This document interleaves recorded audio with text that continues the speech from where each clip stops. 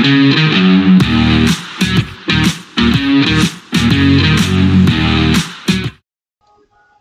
welcome back to the SuperCoach Nuff channel. In this video we're going to review round 2 of the 2026 AFL SuperCoach season. And this week worked out alright in the end for us. We scored an 18.34, which was top 13% for the round, and did see us elevate 19,500 spots, almost 20,000 spots, inside the top 25k. So pretty happy with that as a round. And if we have a look at the team, it mostly came down to a bit of a late change, a bit like my NRL SuperCoach team. If you've had a look at that video, if not, check it out and see how I'm lifting myself out of that car crash. But we're here to talk AFL. So Jack Sinclair, 118, pretty much continues to look like D1. Pretty happy days. Connor Rosie, so unfortunately looks like he's going to miss a bit of time with injury. Only scored us at 55, but didn't lose any cash, fortunately. So it's one positive to try and take out of it. With the late changes, one of the moves we made was we brought in Fonte into the team for Hayden Young. Just don't trust his history with injuries. And Fonte scored us a 77, made almost 50k in cash, and still has a decent break even, 39 going into this week. So yeah, happy with that pick of Fonte. Blackiston scoring a 65, probably wanted him a little bit higher scoring than this, and does have a tough matchup this week against Tristan Cherry, who we'll talk about shortly. Caleb Windsor, so another one who probably hasn't quite performed the way we would hope. 53 this week. So yeah, averaging 60, but that's pretty much in line with his price. He's got a break even at 40 already, albeit against Carlton might be a slightly easier matchup, but remains to be seen. Joyce Sarong scored a 48. Probably should have played Jakes instead, who scored 70. They're both on the bye this week, so there's no real stress there. But yeah, it was a bit of a silly decision. Cost us 22 points in the end. In the midfield, Butters with 135 was fantastic. Noah Anderson with a 96 was a great score too, or okay score, I guess. A little bit underwhelming, but it was okay enough.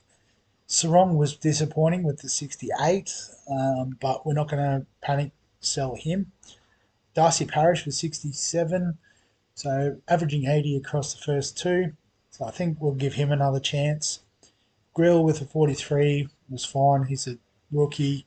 He's going to have those sort of games. Carroll with a 44 made us a little bit of cash, 40k or so. But yeah, probably not a trade-in target. Not necessarily a trade out either. Blamirez with a 79. So it's looked pretty good from his first two.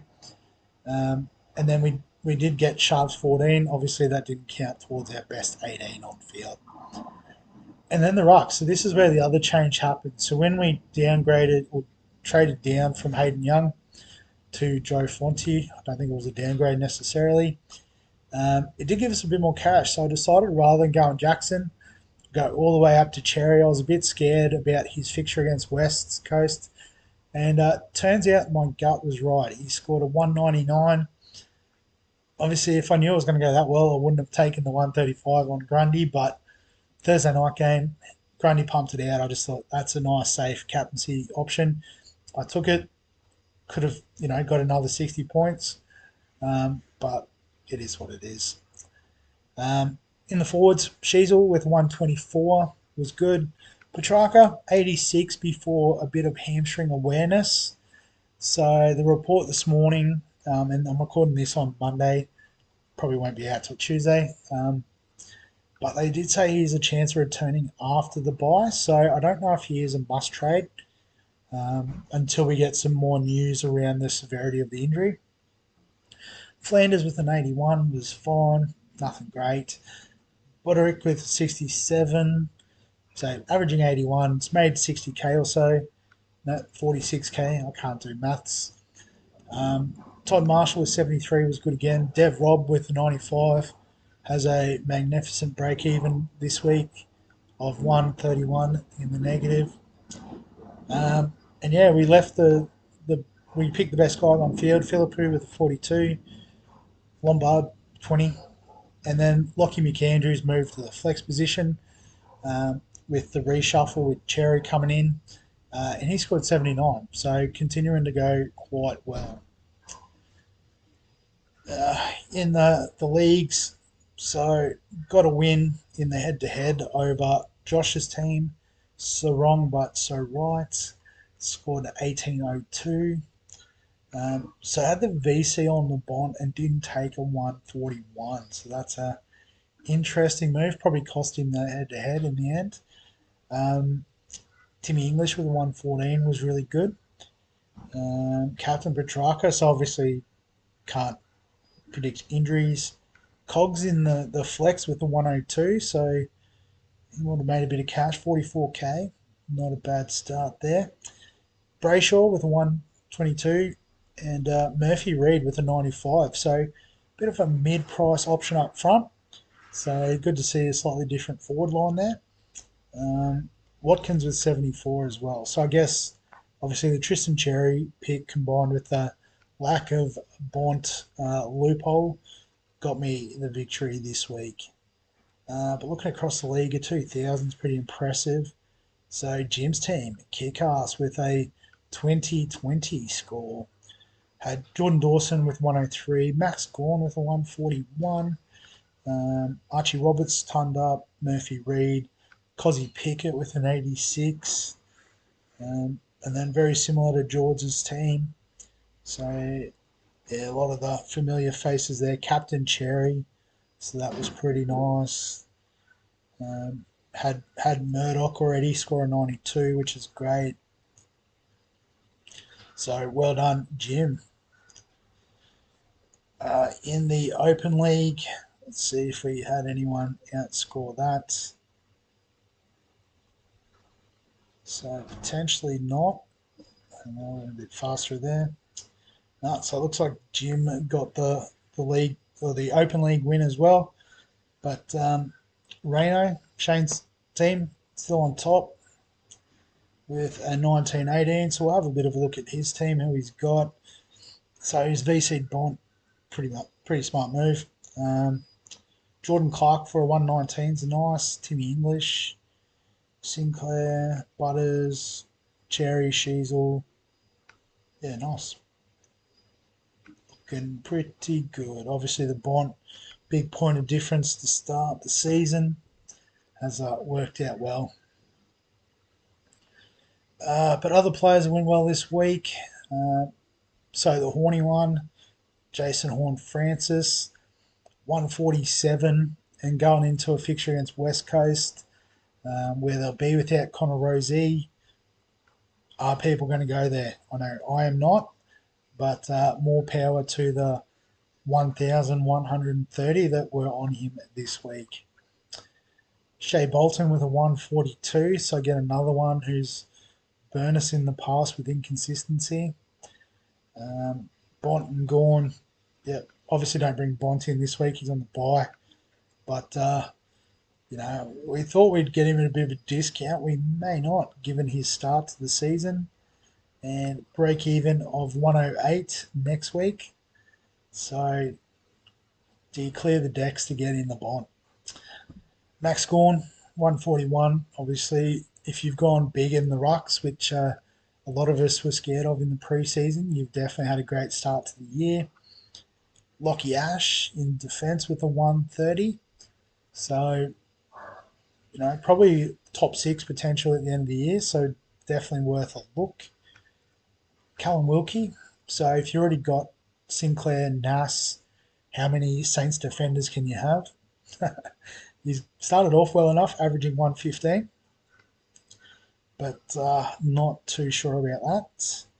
Caleb Daniel on the bubble this week against Essendon. Could be another fill-up if he's playing that sort of half-back role. Tracy against Richmond could be an opportunity to kick some more goals.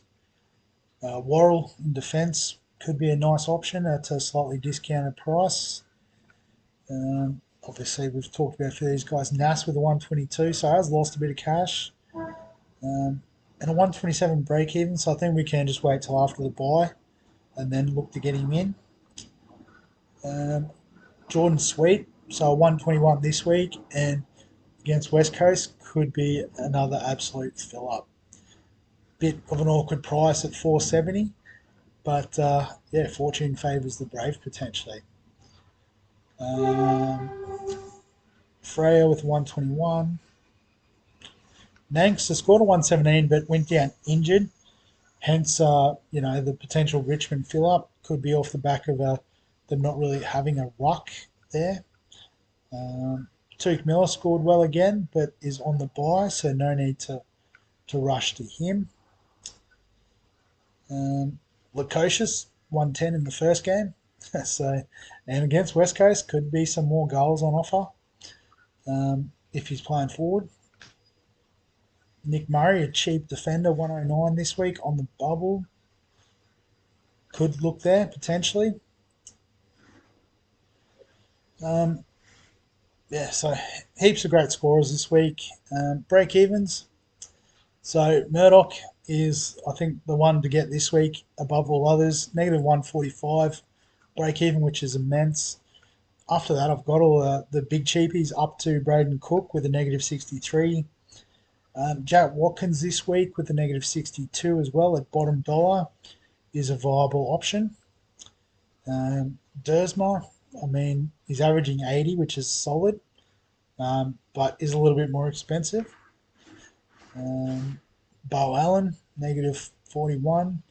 If you're looking to get out of those underperforming mid-price defender options, could do worse. But then there is a couple coming up over the horizon. So Chase Jones, 86 in his first game. Scary, 73 on debut at bottom dollar. You love to see that. Mid-forward availability as well. Could be super handy moving forward. Nick Murray we talked about. Duff Tytler as well scored an even 100. So you could get him as a ruck swing forward or forward swing option. Again, it's a little bit of an elevated price. Lafau, so there's a bit of chat. He might be the new ruckman there at Richmond. So how he goes against Jackson, Darcy, Cox, whatever combination of rucks they throw at him would be interesting to see. But cheap forward could be very handy. So in terms of the team this week, I guess Rosie's injury probably suggests that he is one that has to go. And so we could look at just going straight defence. Or we've got Grill there. We could swing him in the midfield. And I guess the obvious target going into this week, if we change it by average, would be a Nick Dacos, 628k, averaging 121. But he is against GWS. He's got a break even at 120. So I don't know if he's the most urgent trade-in. What I'm thinking of doing is something a little bit different. So we're going to take advantage of Zeke with his defensive dual position. And I'm going to look to bring in Luke Jackson. So that nice fixture against... I've just drawn a complete blank there. That's embarrassing. Richmond. He could absolutely fill up. I think they have a decent run afterwards as well. If I just have a quick look. So season stats. So got Adelaide, so McAndrew, Collingwood after that. Then West Coast in round 6. So, that could be, again, another sort of fill-up opportunity. But, yeah, he looks pretty good in this role. He's averaging 127. I guess the only downside to this is that it does sort of lock us into McAndrew will be R3 because we'll have the big three or the three big dogs next week once Grundy's off the bye. So it does limit our flexibility through the flex. But I did sort of talk about going triple ruck early doors and then got a bit caught up in the hype of the new ruck rules. But it looks like they're all good to go. So pretty happy to lock this trio in, set and forget for the rest of the season, basically. We do need to find some cash to do that. I guess the obvious move would be Sharp to Murdoch. So we could do Sharp. But I guess we could also look at potentially getting out of these, underperforming mid-price options. So what I'm thinking of doing is actually, I'll just get rid of Murdoch for a second. So trading out Windsor, and we're going to boost trade out of Blackiston as well. Swing Grill up so we can get Murdoch in the midfield. And then we've got 450k. So if I go back to summary and averages, it's the right sort of price to bring in Dan Houston off the bye. So he's averaged 113 in the first two games. His price will start moving after this round, so he's got a break even of 23, and has been, a borderline keeper in the past. So I'm happy to bring him in. He'll be D2 once all the changes go in. And it's probably not an ideal backline at the moment, but as I said, it does give us a bit of a point of difference with the three big dogs in the rucks. Forward line is pretty settled, particularly if Petrarca is a quick recover from his hamstring injury. So yeah, we're just really working on this half of the field moving forward. If we look at the midfield, we've got some great cash options in Jagger, Ramirez, Murdoch. Obviously, Tanner Bruin as well is going to make some good money. So we put Carroll on the bench, get Anderson on the bench. We'll put Lindsay on field. He didn't play last weekend, but if he does, we'll take whatever points we can get. I'll just put the emergency on Carroll, just in case. Grundy can swap with Dogger.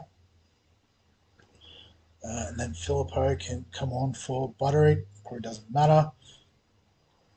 So, yeah. So, as I said, pretty happy with this half of the team moving forward. Some good cash gen here. Parrish might be a sacrifice sooner rather than later to get to a Dacos or a Bont. And to be honest, that's probably where our main priority is for the first couple of upgrades. After that, we'll probably start fixing up the defence. Nass will be a bit cheaper. We can have a look at the GWS guys like an Ash and Whitfield. Maybe Houston and Fonte are serviceable enough. We could just keep them going for a while. Hopefully Jakes and Strong can keep making some good cash. So I think it's not the worst position to be in. So the team's feeling all right. Captain, vice captain. So I think in an ideal world, it would be Jackson into Cherry. It is a tight turnaround on Saturday Arvo, so you'd have to be pretty confident with Jackson to make the move. But obviously, with all the buy options and stuff, it's pretty simple. So I might just put the emergency on Grundy just to save one extra click of just subbing them in and getting Cherry's score. But Cherry up against Blackiston again could be a nice matchup for him. Other options, obviously Butters against West Coast at Adelaide Oval could be nice. So if I want to be a bit lazier with doing the VC on a Sunday morning, it'll have to be early Sunday morning given they start at 11:30. That would be fine. If you had a Gorn against Carlton, pretty easy one. Don't know if I'd go Walsh or anything like that. I guess looking the other way, had Dacos as VC on Friday night. Makes sense. Maybe a Lockie Neal or something like that against Saints. Jack Sinclair potentially. But yeah, I think that's the way I'm going to go. It will be Butters or Cherry. I haven't fully decided yet. But I definitely think Jackson as VC could go massive against Richmond. We'll go from there. But yeah, that's the team going into round three, or I guess after round two anyway, of the 2026 AFL SuperCoach season. As always, if you've got any questions, comments, thoughts, feel free to add them below this video.